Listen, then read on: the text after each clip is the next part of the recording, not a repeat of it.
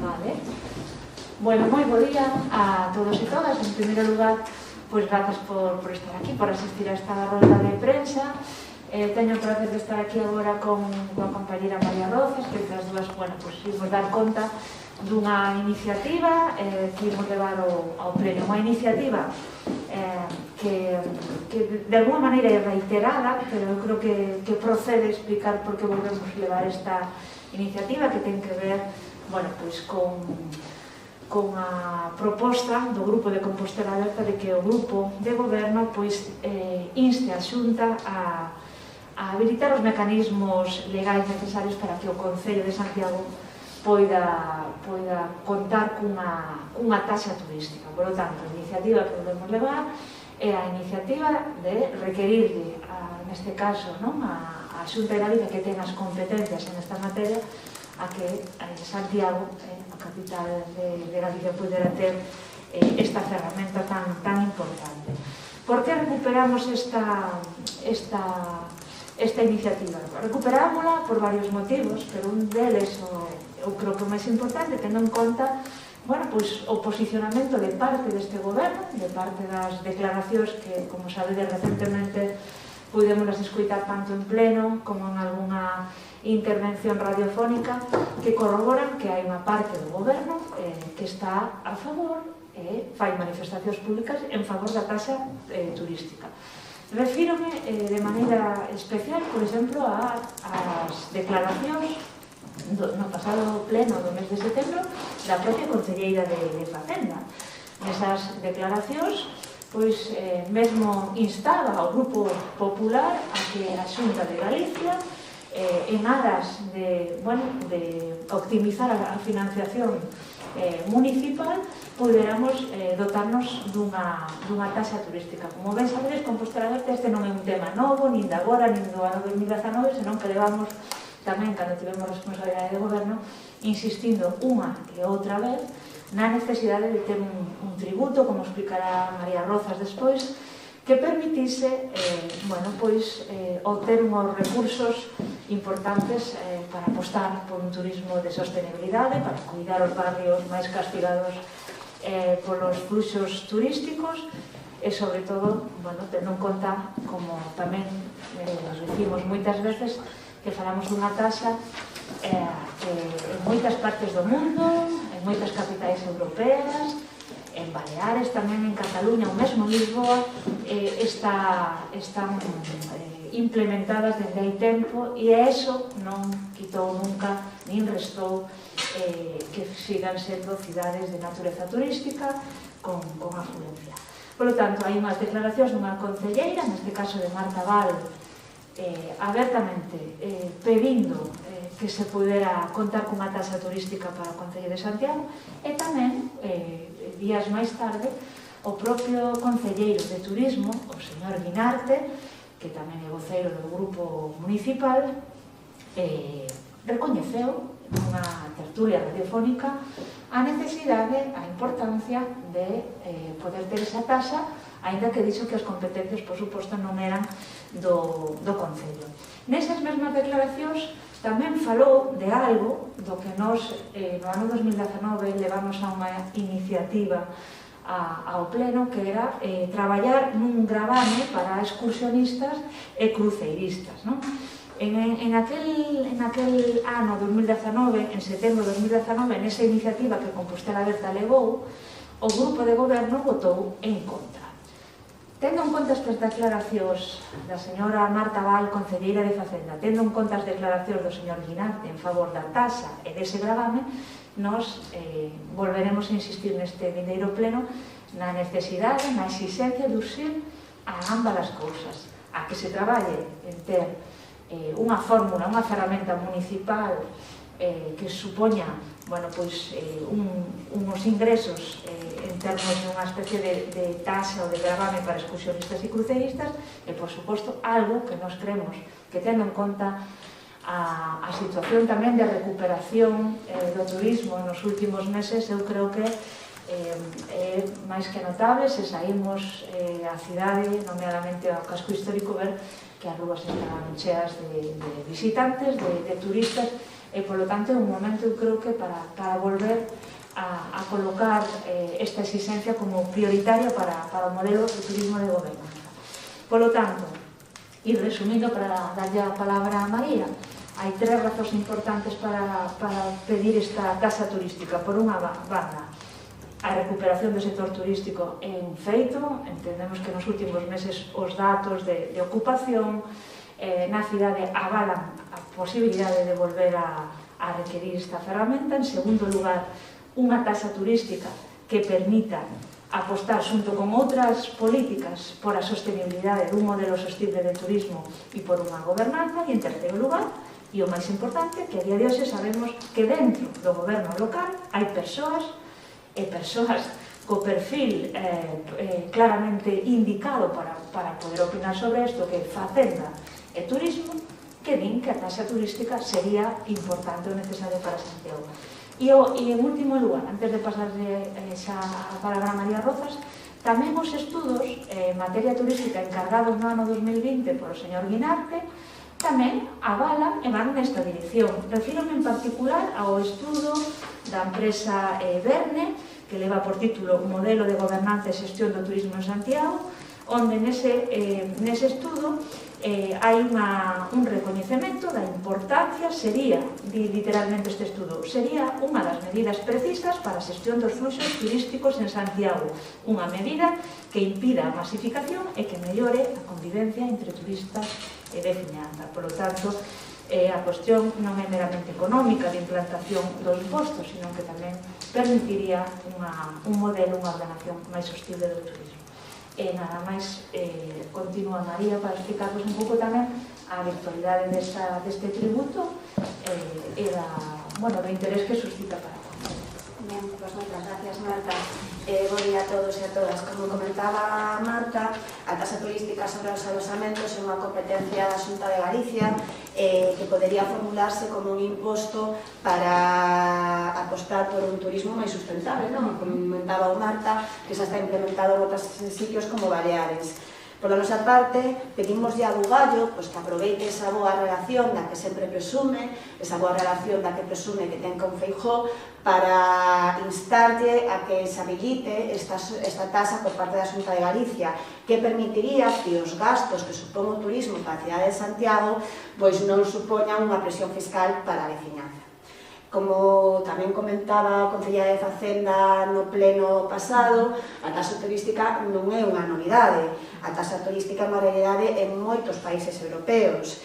Estamos a falar de diferentes modalidades en función do tipo de alosamento, da modalidade e da categoría do alosamento. Pensemos, é unha anécdota, pero pensemos que en Francia a taxa turística está implementada desde 1919. É unha anécdota, pero que nos fai unha idea do implementado que está en moitas cidades europeas, como Lisboa, o Porto, Roma, Bolonia, son moitos exemplos. En o Estado, se adiantaba antes Marta, en Baleares máis en Cataluña, pero que cada vez son máis cidades que están a estudar a súa implementación.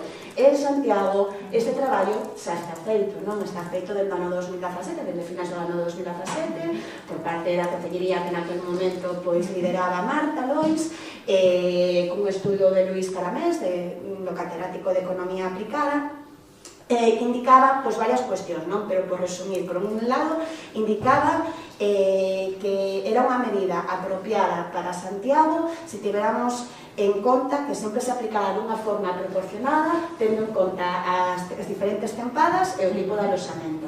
Que Santiago tamén é unha cidade adecuada para este tipo de implementación de tasa turística, porque é unha cidade de turismo de patrimonio, precioso, non de turismo de costa e de sol, non? E ademais, que é o máis interesante desde un punto de vista fiscal se cabe, é que nese estudo de Luís Caramés facíase unha cuantificación da chega potencial que podería supoñer esta tasa turística para a cidade de Santiago e para as finanzas da cidade de Santiago, utilizando un tipo medio dun euro por alosamento, 0,40 euros para a tasa de excursionistas, estaríamos a falar de 1.450.000 euros que podería ingresar o Concello de Santiago. Estamos a falar dunha proposta xenérica que podería ser e debería ser modulable en función da categoría e da tempada, non? Pero que en cifras xenéricas, pois eso, aportaría 1,5 millón de euros, case 1,5 millón de euros para a cidade de Santiago, tendo en conta un importe de tasa moi similar ao que hai en outras cidades europeas. Por exemplo, en Lisboa a tasa é 1 euro, en Barcelona é modulable en función da categoría de aloxamento entre 2,25 e 0,65 céntimos, e en Santiago aportaría uns ingresos que serían para sufrir todo ese incremento de gastos corrientes que hai provocados polo turismo, non? E que agora mesmo está a asumir a veciñanza de Santiago polo nin existe unha retribución fiscal xusta, non? Están a falar de gastos como pode ser o de limpeza, o de seguridade, o de transporte público mesmo. Entón, a taxa turística sería un instrumento, primeiro, para a gobernanza do turismo, para camiñar hacia un turismo sustentable, pero tamén para que a presión fiscal que supón ese turismo, para os gastos que supón para o Concello de Santiago ese turismo, non sexan soportados pola veciñanza de Santiago, senón polos turistas, que ademais pouco notarían nos seus petos esa pequena contía. Non sei se queredes... Sí, estou me lembrando ahora escoitando a María que hai poucos días, non? Hai 2 semanas prácticamente que ixabas o goberno e aproveito tamén a recordar que estamos a día 15 e aínda nada sabemos desa consulta aos grupos sobre os orzamentos, daquela a excusa era a sentenza do Tribunal Constitucional e de plusvalías e o aminoramento dos recursos. Pois aquí teñen, eu creo que tamén así o sinalou a Concelleira de Facenda, aquí teñen unha ferramenta que simplemente o señor alcalde, o señor Bugallo ten, aproveitando esa boa relación, como decía María Rozas, exixirlle a Xunta a habilitación dos mecanismos necesarios para ter, e con eso, unha cidade como Santiago de Compostela, cidade patrimonio da humanidade, que presumimos do número de persoas que cada ano poden ter o desexo e veñen a visitar esta cidade patrimonio da humanidade, pois tamén entendemos que en termos de gastos públicos que xera, pois en termos de lixo, limpeza, seguridade, o que decía María, creo que está máis que justificado. E non o decimos só o Compostela Aberta, é que o di parte do goberno. Entón, gustaríanos que houvese en este sentido pois un xesto político no vindeiro pleno para que isto se leve adiante. Que se leve adiante a solicitude da taxa e que se leva adiante ese traballo que supostamente donde hai tempo le van facendo para redactar un gravame en materia, digamos, para excursionistas e cruceiristas. Nada máis, creo que estamos ao voso dispor para as dúbidas que teñades en relación a isto ou que queirades. Que se debe un pouco esta postura defendida principalmente polo alcalde, porque, por exemplo, no caso de Sindo, do concelleiro Sindo, incluso creo que deixou noutros anos, noutras veces, xa se había pronunciado a favor da taxa turística, entón parece que é unha cousa que sale un pouco do brazo executorio do alcalde. Entón, a que cree que se debe esta inacción de non pedila ou non buscar un consenso? O alcalde sacarlle esa contradición, non? Que haxa un goberno onde deposita confianza fiscal nunha concelleira que insta a que así sexa e o día seguinte a desacredita políticamente. Eu creo que hai que preguntarlle por que desacredita políticamente a súa concelleira e se reúnen semanalmente para saber o que di o alcalde e o que di o voceiro. Creo que non é un tema de que nos averigüemos ca nosa bolita cal é o problema desa... pois deses, non sei se son 2 gobernos, se son moitas voces, tal. En calquera caso, todo o mundo sabe que Compostela Aberta, dende o seu mandato, tiña, digamos, na súa senda política a vontade de que a Xunta de Galicia dese a man a torcer, porque eso eu creo que simplemente era porque o pedía Compostela Aberta, e agora descoñecemos cales son as razóns. Creo que as boas relacións coa Xunta de Galicia igual o poñen un pouco incómodo con este tema, pero eu creo que é algo que lle debedes preguntar ao propio alcalde esa falta de coherencia e de descrédito que ten con unha parte do goberno que sí, públicamente, defende a taxa. María, queres dicir algo? No, nada que engadir. De momento, bueno, nin tasa turística, ni, por exemplo, aumenta o tema da capitalidade. Entón, en xeral, pensades que hai pouca presión por parte do goberno de Bugallo por reclamar, digamos, neste sentido, este tipo de cargos? Bueno, é obvio que digamos, non está vendo unha xestualidade por parte dun alcalde dunha cidade que por unha banda no mes de xullo pode escenificar a grandes titulares que iban a chegar un número moi importante de millóns a partir do Real Padroado, e todo eso foi fume, como vimos comprobando cos orzamentos reais, en este caso da Xunta de Galicia, tamén do Estado, e non houbo unha voz que se levase para exixir ou para denunciar eso. Coa capitalidade, outro tanto do mesmo. Este ano que vai entrar é o segundo ano do Xacobeo e, supostamente, dunha maior recuperación en termos turísticos de cidade. Eu creo que non se entende que un alcalde dunha cidade, dunha capital dun país, non este reclamando aquelo que moitas veces se vende como fume ou como unha promesa. Eu creo que aí está moi cautivo da súa querencia por unha relación coa Xunta de Galicia que parece que incluso é máis forte que a que pode ter en termos ideolóxicos con parte do seu grupo de goberno, porque senón non se entende. Pero se gobernas e faz cidade, facer cidade é pedir que os recursos e as promesas e os compromisos que se establecen se cumplan.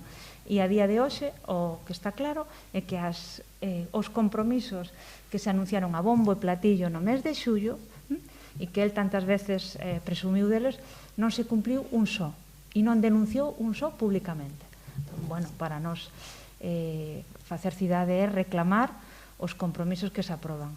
E se non o fai o goberno, será Compostela Aberta que pleno tras pleno, iniciativa tras iniciativa, lembraremoslle que esta cidade necesita moitas máis ferramentas e recursos para xestionar unha cidade que ten unha carga turística moi importante e que supón uns costes e uns riscos ás veces tamén para a convivencia entre veciñanza e turistas, e non podemos pasar todos estes 2 anos e medio que non se fixo nada, nin co plan de sostenibilidade turística, e que non se fixo nada para reclamar recursos pola capitalidade, e agora, unha especie de baixada de cabeza, mentras comprobamos que todo aquel fume do Real Padroado, de momento, estarán nun caixón eses compromisos despois de todas as fotografías que houve na prensa. Xa que mencionaste o tema da negociación, período de negociación que iba a comenzar hoxe, nada, non hai noticias, supoño, estamos aquí, que non sei, María Rozas tamén que valore, pero nós desde hai tempo recordamos a este goberno, non? Agora que estamos aquí, hoxe 15 de novembro, 15 de novembro foi a última, non? Este un pouco, xa non recorda Concheiros, non? Había unha data para falar, logo había outra data, e agora estamos, non sei, igual hasta o 22 de xaneiro non temos a cita, non sei. Estou totalmente de acordo. Eu creo que cando estaba María con responsabilidades de Facenda, os nosos prazos para falar coa oposición, non, María? Porque nos éramos un goberno serio. Si nos convocábamos a oposición en setembro para comezar a falar dos orzamentos, para saber cal eran as súas propostas, porque teñamos un interese real en negociar. E o que está claro, despois destes 2 anos de goberno, que este goberno non o tivo. Non sei se vai a variar este ano, pero non pinta ben, non? A mellor despois do Nadal ainda estamos falando desto. Non pinta ben, estades un pouco xa... Temos a sensación de que, e en ese sentido tamén me gustaría adiantar, que se quere que os leve o pleno, que logo non poña excusas ou lle quera botar a culpa á oposición. A oposición está a disposición de escoitar e de analizar a proposta de orzamentos que ten este goberno e que nós non queremos que nos usen para ser a excusa. Se quere leválos a pleno, podeos levar canto antes. O importante, por suposto, son os compostelas e compostelanas, e nós non queremos ser a excusa. Ou que convoque o pleno ou que chame aos grupos da oposición con que quera negociar. Pode negociar pola dereita ou pode negociar pola esquerda. Pero a día de hoxe, reitero, danos a sensación que non hai unha vontade real de querer chegar a acordos e de sentarse. Pero bueno, non sei, creo que en outubro, cando eran, a principios de outubro, o iban nos chamar, non? Xa foi a primeira declaración, despois veu o tema da excusa das plusvalías, non? Bueno, pero que foi resolto en 3 días, non? Quero dicir, a excusa non lles durou moito tempo, pero a pesar de que tivo unha solución moi rápida, o goberno ampliou o prazo non 3 días, senón varias semanas máis, non? Exacto. Bueno. E ademais hai outros concellos, non, María, que votamos unha allada que enseguida... Claro, de feito, cando ainda non era pública a resolución do tema das plusvalías, había outros concellos, por poñerme un exemplo, o Concello de Vigo, o Goberno Socialista, por aquí cercano, que xa estaban aprobando en Xunta de Goberno os seus orzamentos. Quero dicir, estamos ante unha situación onde o Goberno Municipal pon unha excusa tras outra excusa, pero son eso, son excusas, non? Non hai un razonamento real polo que non se senta a negociar ou porque non presenta os orzamentos. Bueno, pois moitas grazas por asistir.